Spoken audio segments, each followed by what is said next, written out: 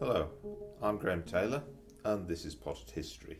In this course we're going to be looking at all aspects of Roman pottery really, particularly the technology behind the making of it, from mortaria and coarse wares, black burnished wares, amphora, lamps, figurines, Samian ware, mould produced, wheel produced, hand produced. We'll be looking at all different types of Roman pottery and how it was made, right the way from the preparation of the clay through to the firing of the pots, and indeed to the use of the pots and possibly the way they decompose after they've been deposited.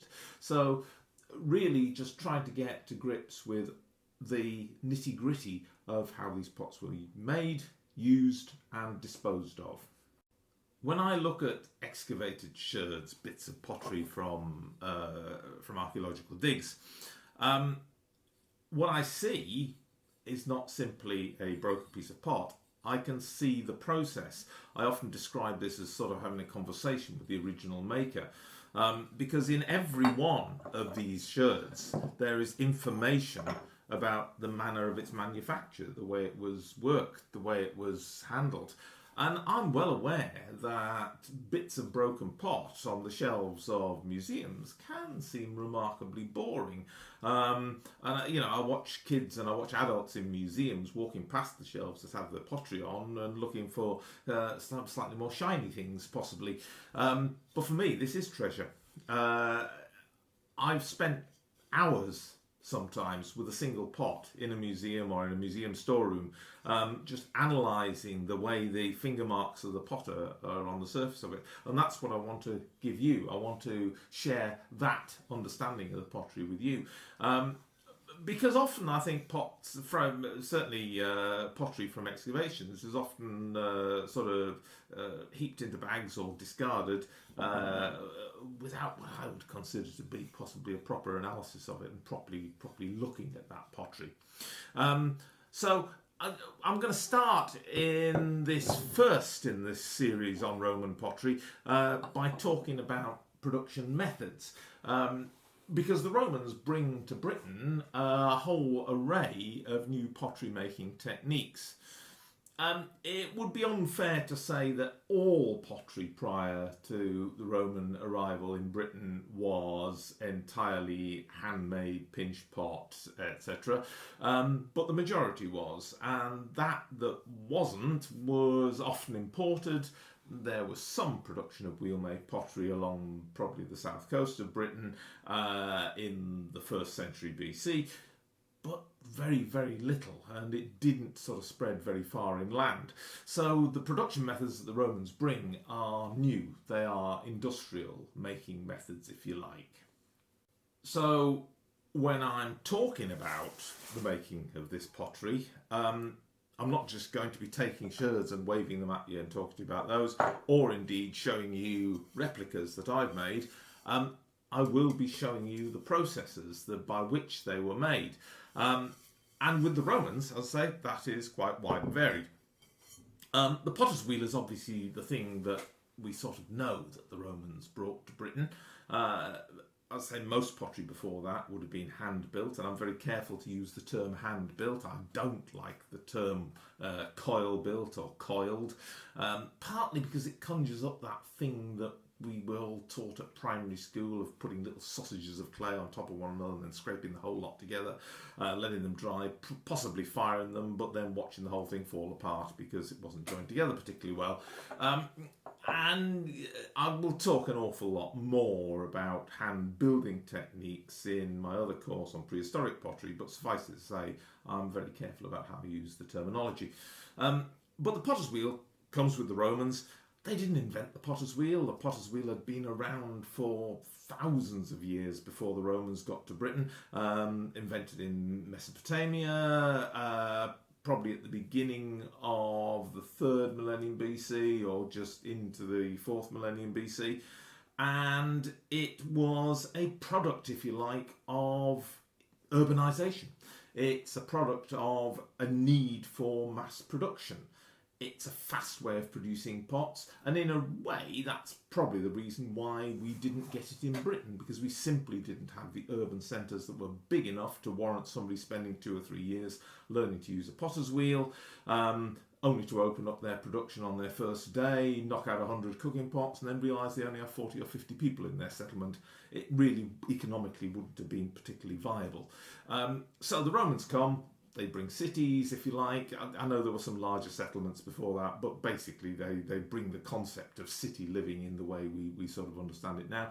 And with that, they bring the need for mass production, and they bring the potter's wheel. But also mould making techniques. Again, mould making techniques long predate the Romans.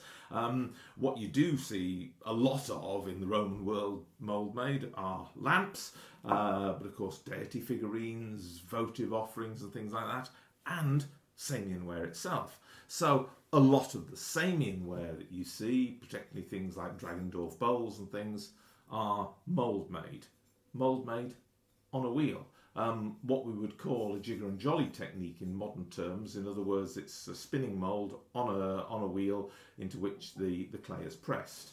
And there's an example of a mould.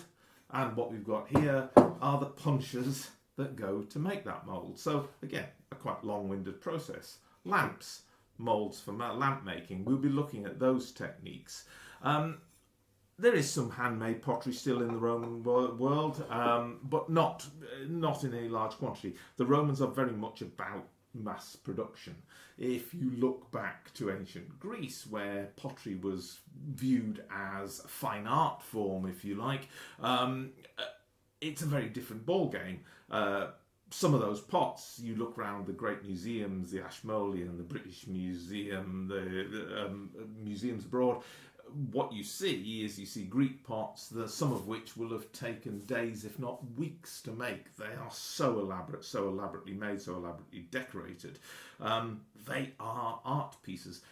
I feel for the Romans that really wasn't of any interest whatsoever. And often Samian ware is talked about as being high status, and for me it's definitely not high status. It is mass produced in vast quantities, and the production centres where it was made in Gaul were vast, with huge kilns producing thousands and thousands of pieces every day out of those kilns. Just way too much pottery to be truly high status. Apart from which, it really is very, very fast to make. Yes, it was imported into Britain, and therefore it was probably a bit more pricey, if you like, than your average pot that the local potter would knock out, but this is not high status pottery. And again, witnessed by the fact that you do get names scratched into the bottoms of pots, suggesting that yes, the person who owned it valued it a little bit, but if you think your mate's about to nick your pot at any minute, that's probably not particularly high status, really. What I have here is a stick wheel. It's a momentum wheel.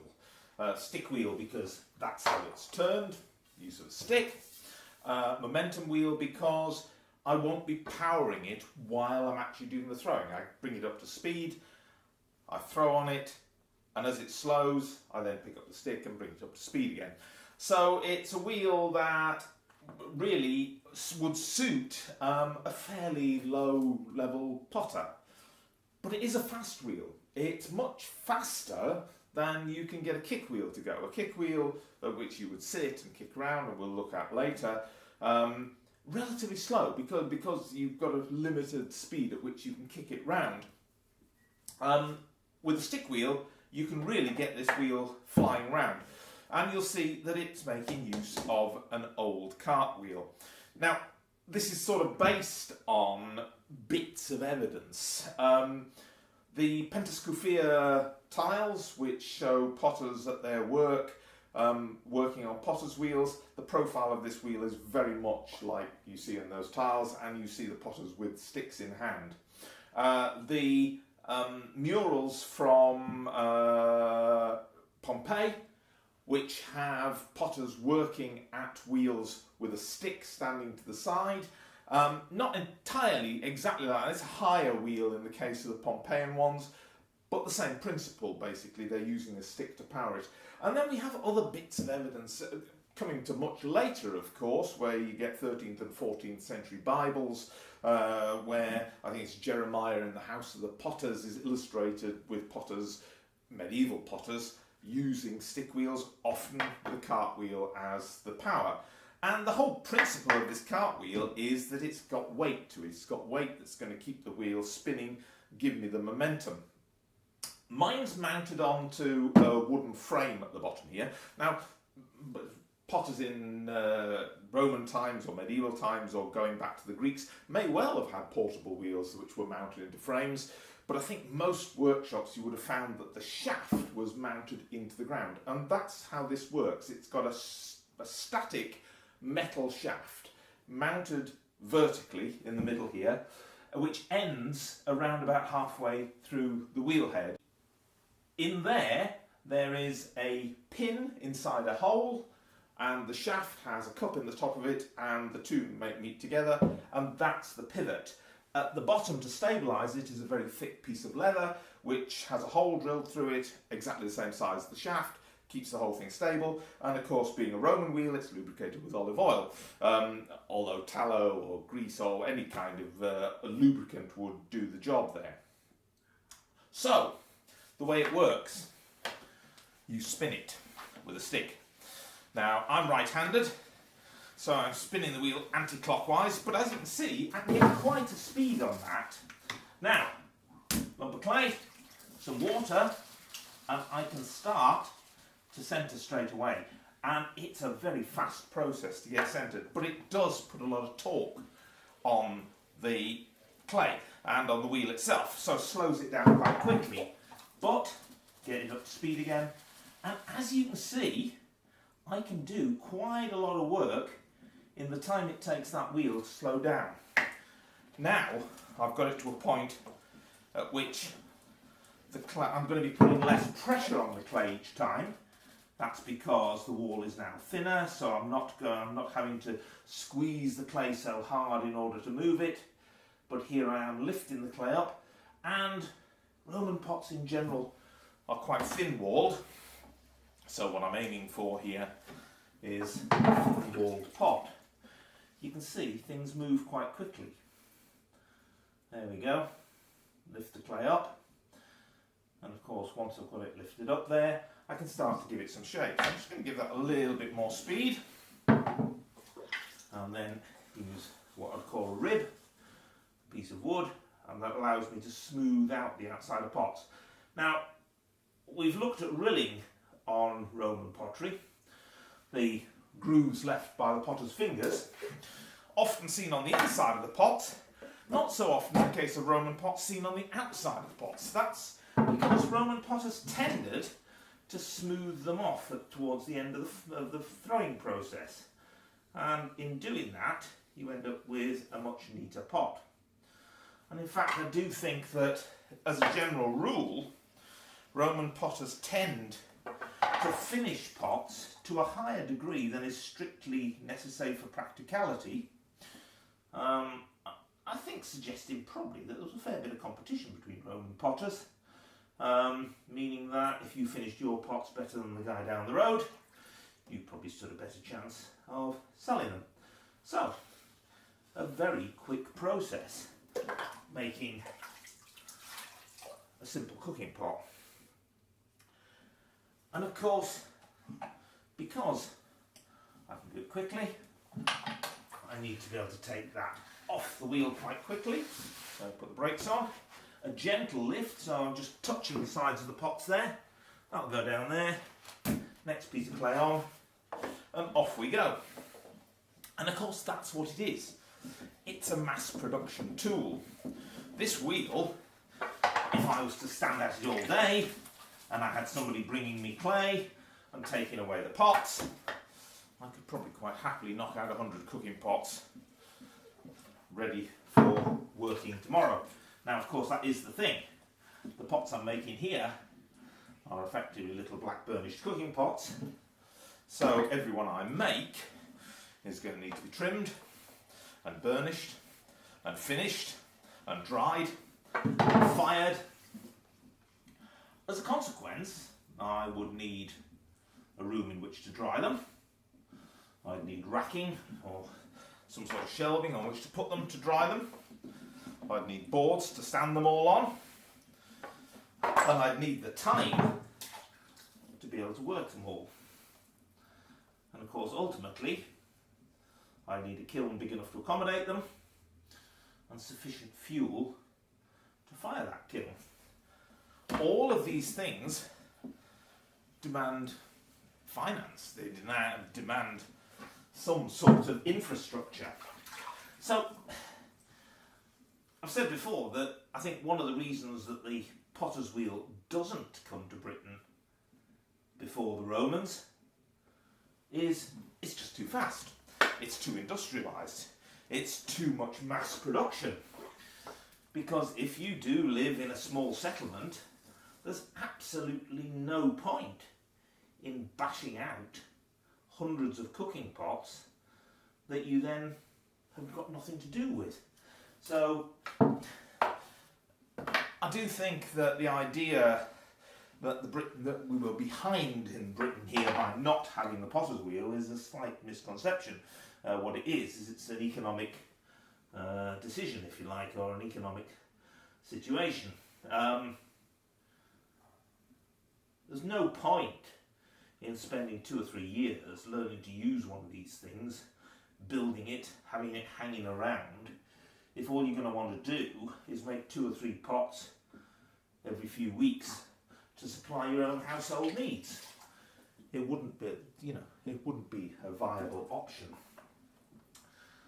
So it waits for the Romans to come to Britain to bring the potter's wheel to us. And of course, for the 400 years or thereabouts that they are here, this is the mass production tool. This is the way that pots are made and produced, or mostly anyway. 410 AD, 409 AD, you get the Dear John letter that says you're on your own, guys, get on with it. And it does appear that more or less within one generation the potter's wheel all but disappears. And I think the reason is the same. The reason is simply that as people move out of cities and into the countryside in order to still be able to make a living without the Roman Empire, the trading networks, I suppose, the potter's wheel becomes less necessary. And of course the people who are coming in on the eastern coast of Britain are people who've never been Romanised. These are people from Northern Europe. They're bringing basically Iron Age culture back into Britain. And they don't use the potter's wheel as a general rule. So, again, there must be pressure in both directions for the potter's wheel not to continue. And I sort of have this vision of an ageing potter like myself trying to pass on the business to his kids. And his kid's going, no, Dad, it's gone. Forget it.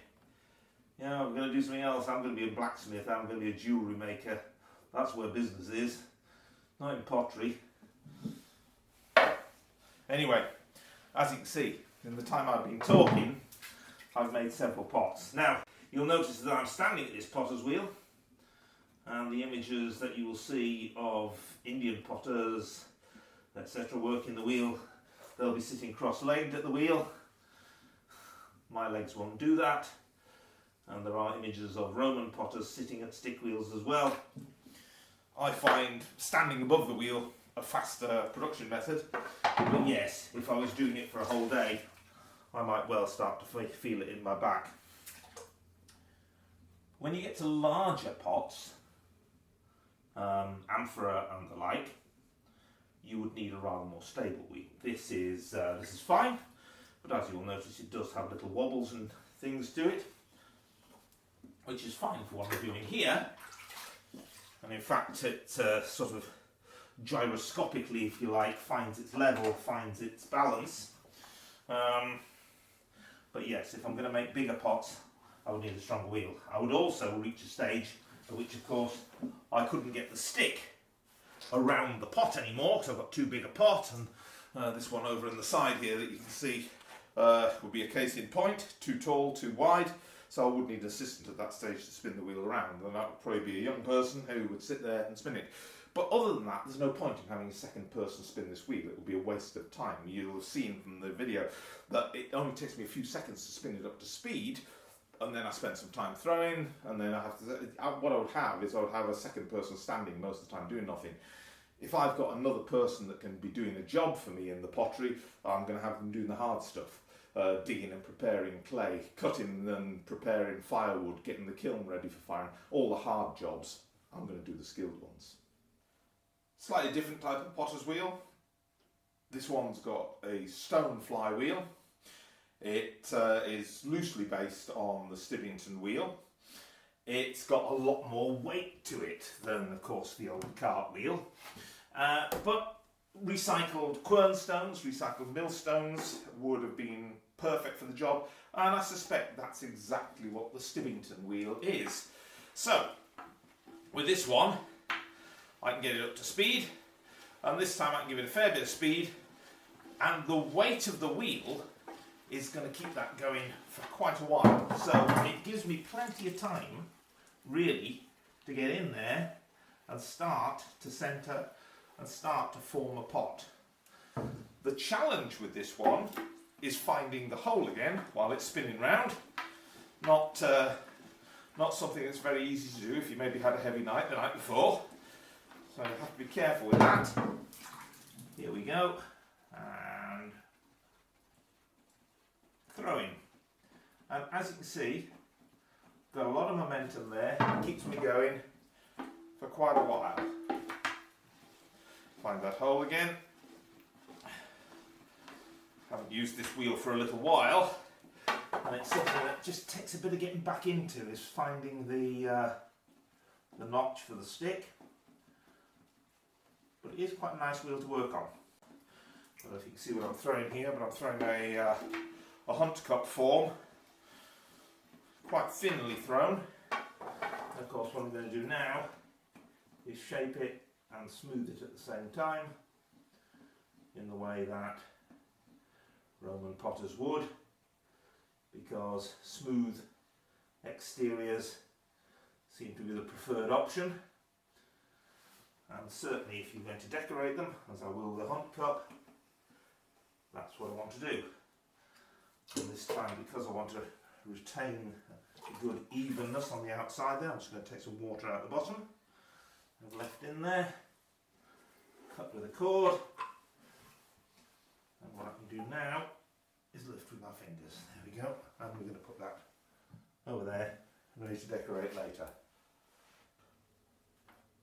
The last wheel we're going to look at today, although I will use other wheels during this course, is a kick wheel. So similar, I mean, it's going to go around, it's going to throw pots, but the other two wheels we looked at, the shaft was static and the wheel pivoted on top of the shaft. This one, the wheel head is attached to the shaft is pivoted on a pivot stone at the bottom, again a leather bearing at the top to keep it centred, but the power will be provided by my foot spinning it round. And this is a sort of potter's wheel that you might well have found in a more established Roman potter's workshop, I suppose. Certainly I think when you get to fine wares being made in Gaul, the likelihood is you would have had potters working on kick wheels. Although, the one thing about it is You'll notice this one isn't as stable as it might be. This is a sort of portable version, so we get a little bit of vibration. The fact of it is, it's actually a much slower wheel than the stick wheel. The stick wheel, I can get up to a really high speed. This one, while I'm centering here, I'm having to keep on powering the thing with my foot all the time. So my foot's kicking and providing the power. Now, what I'm going to do now is I'm going to start to open the clay out. And as I do, I'm putting less pressure on the clay now. So I can start to build a bit of momentum in that wheel. And actually, if I get a bit of speed up, I can throw for a few seconds without kicking. So once I get up to actually forming and shaping the pot, I don't have to be wobbling about, kicking the wheel around all the time. I try in these wheels to use only technology that would have been available to the Romans. As I say, we've got a pivot at the bottom, we've got leather bearings at the top. What you're seeing is what you quite likely would have seen in a Roman potter's workshop. This wheel, again, there are wheels where you can see, or at least flywheels, where you can see wear on the surface, which looks rather as if the wheel has been part of one of these kick wheels. Certainly, again, the Stibbington wheel, I've said that it was a stick wheel. Well, I'm fairly certain that for some of its life it was, but I'm also fairly certain that for some of its life it was a flywheel and a kick wheel as well, because the edge shows a certain amount of differential wear. And I have seen recycled quernstones on a pottery production site in Yorkshire that have a similar wear pattern on them. And I do think that there were some kick wheels being used in this country in workshops, and as I say, probably in more established pottery workshops where the potters weren't moving around. The advantage of a stick wheel is you can pack it up and take it with you, and it could even be the wheel from your cart that you used to throw on. This kind of wheel is a slightly more cumbersome affair, takes longer to set up. Although, as I say, this one is a portable one. This is one that I dismantle and take out to workshops and demonstrations. People quite often say to me, you know, when did they invent the treadle? When did they invent treadle wheels? Well, the fact is, treadle wheels really don't come in until 20th century, really. There might have been a couple in the 19th century, but nothing much. And in actual fact, I hate them. This wheel, I can kick it, I can then work without wobbling around, because now I've got the momentum of the wheel, which allows me to be stable. And as you can see, once I'm doing that, I've got a fairly stable pot that I can work on and finish off. With treadle wheels and ones with a kick bar, you have to be kicking all the time, because the kick bar or the treadle is going backwards and forwards. And if any of you remember at school those horrible things we were given, and I might show you one later because we have one, it doesn't have the pleasure of living inside the workshop. It lives outside because I hate it. Those treadle things we were given at school to work on, dreadful, absolutely awful things. But as you see, this is a wheel that you can use to produce pots that are really quite well finished. So what evidence is there in the pots for this fast wheel, the speed of the wheel, the fact that the Romans are throwing these pots? Well, it's there in almost every Roman pot. And it's sometimes a bit hard to see, but a lot of the time it's quite strong. If I bring in this rather brighter light here, and we get to have a look at some of these. If I cut the light across that a bit more strongly, you can see in here, this is what we call rilling, and it's these strong grooves, particularly on the inside of the pot. Now this piece of Derbyshire ware is really, really coarse. Not so strong, the rilling on the outside. Again, probably a tool's been used to smooth that off a little bit, but as you can see, very deep on the inside and very coarse clay, so quite painful on the potter's fingers, I would have thought. This large piece of amphora Not so even this time. This is because this wheel will be moving much more slowly. We'll go into that when we look at amphora. The fact that you have a large diameter vessel means that if you spin it particularly fast, you're in danger of tipping it over. But again, on the inside, strong rilling to show you the wheel going round, as they, albeit somewhat uneven, and probably showing evidence of a tool being used in there.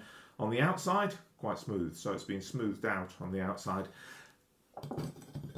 And even on Samian ware, although in the case of Samian ware, very, very subtle. I don't know if you can see there these tiny little indentations. They are evidence of a tool. Those tight little small indentations there are actually where the mould is, so it's the potter being forcing the clay quite firmly into the mould. When the potter gets above the mould, the more smoothly thrown in actual fact, so possibly not using a tool to do that, but the rilling is there, and this is the evidence that these wheels, they were using fast potter's wheels.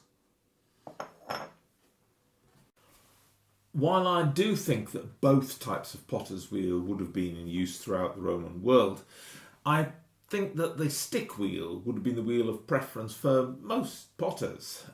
It's cheap to build, it's easy to build, it's easy to transport, it's easy to store, it's fast, and therefore a great production tool.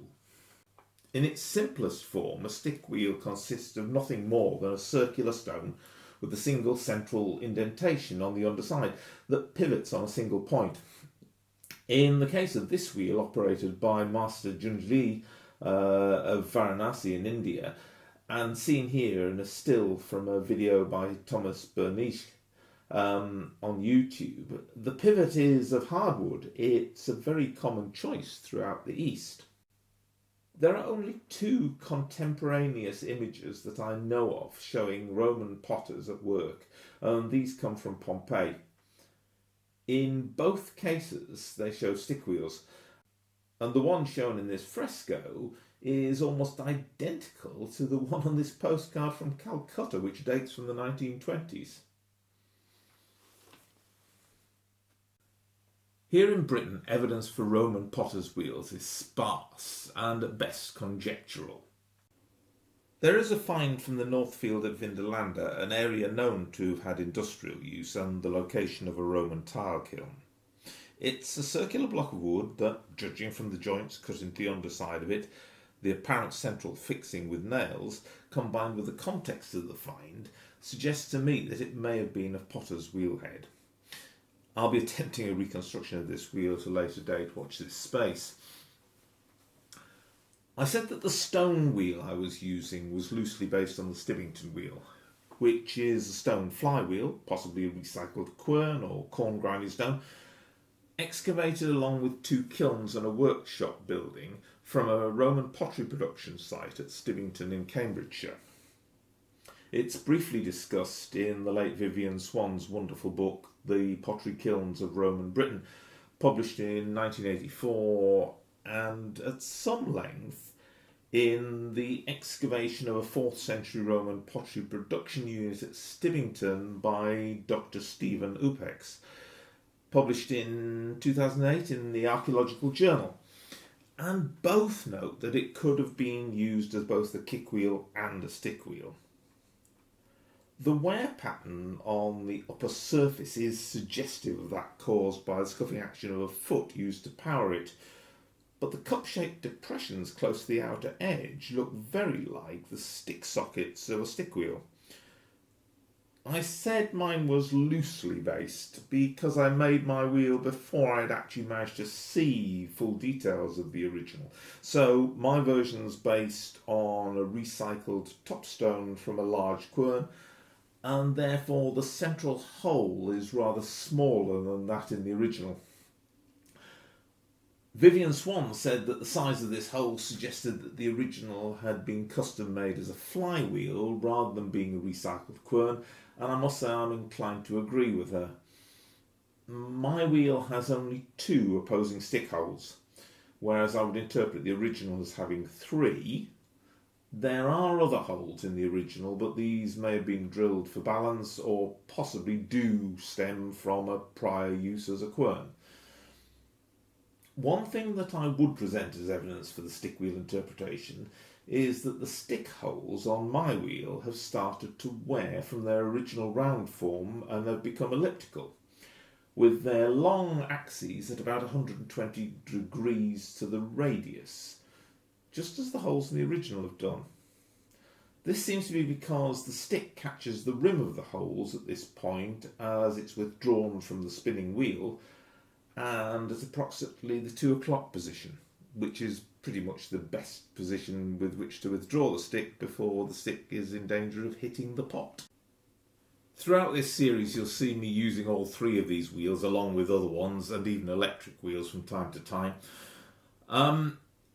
I'll be talking about each of them as we go along, so when I'm using a wheel to produce a piece of Samian ware or an amphora or whatever, I will be talking about the characteristics of that wheel and how it works and what it does. But as with all aspects of this course, if you've got any questions, if you suddenly think, oh, I'd like to know a bit more about that, you can contact me. You can email me, you can send me messages on Twitter, you can text message me if you know my number. But what I'll try to do is each month I will put together a questions and answers session and try to respond to those questions.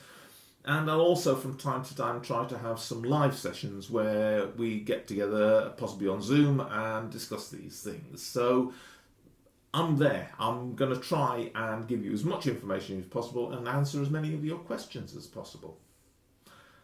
Enjoy the series.